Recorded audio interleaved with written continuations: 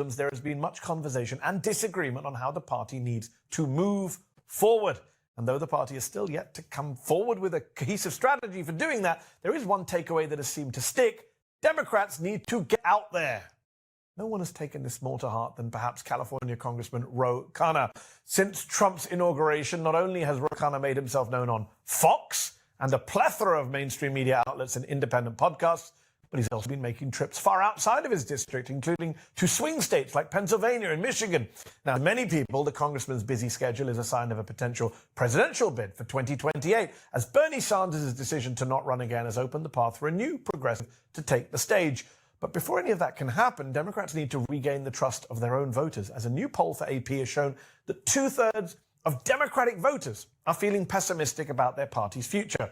This, of course, comes not only after Senate Minority Leader, former Majority Leader Chuck Schumer, allowed Trump's controversial spending bill to pass in March, but also as Republicans are looking to pass major tax cuts for the rich and gut programs like Medicaid. Joining me now to discuss all of this and more is none other than California Congressman Khanna. Thank you, Congressman, for coming back on the show. Thank you for having me back. So, a lot to discuss.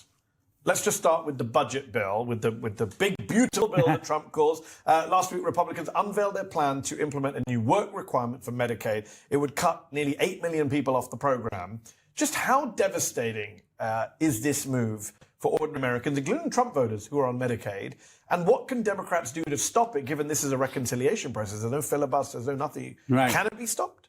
Well, I call it the big, brutal bill. It's the largest cut in Medicaid in the program's history. And there are even Trump voters who recognize this. Look, I was just in Allentown. There were about 20, 30 Trump voters protesting me. Some of them had seen me on Fox News, so they said, can we get a selfie? so it starts a conversation. I said, why don't you come into the town hall? There are two places they clapped, one on lowering prescription drugs, the other on not having any cuts on Medicaid. These cuts would mean 8 million people off insurance. It'd mean less money for hospitals, less services, even if you're not on Medicaid, on physical therapy, on mental health counseling. Now, what can we do? There's a hearing this in the middle of the night, around 1 a.m. today. Some of us are going to speak there. I have a simple amendment that I'm going to introduce, that no person, no child under 18 should lose their health care based on this bill. And we'll see if they vote for it or not. My guess is they don't. But if they vote for this bill, they're going to lose their seats in these red districts, which have such a large Medicaid population. So you are someone who has challenged Republicans on the economy, on tax cuts, but you've also taken pride in working with Republicans on issues you agree with them on. And there's always this debate about bipartisanship in the Democratic Party. You have gone on Fox, as you mentioned. You've gone on right-wing shows. You've put together bills with everyone from Marco Rubio to Matt Gaetz in the past. Is bipartisanship, though, possible, still possible, when the other side is now trying to lock up members of your party? You know what's happened with Congresswoman McIver, right, who is now being charged by Trump's ridiculous lawyer in New Jersey. It's outrageous.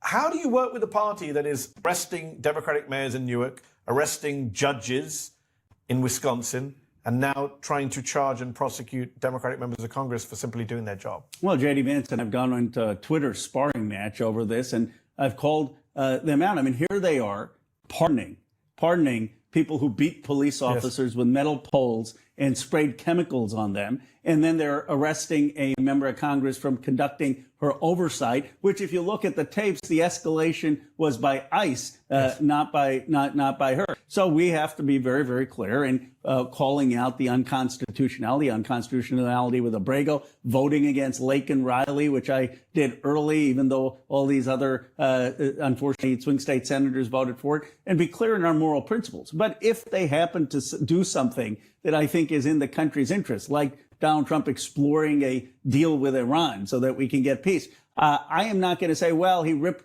we need to oppose him on political grounds, because I want the world to move more towards peace. And so, but just to be clear, your position is a pragmatic position, which says if I agree with you, I will support you on that one issue.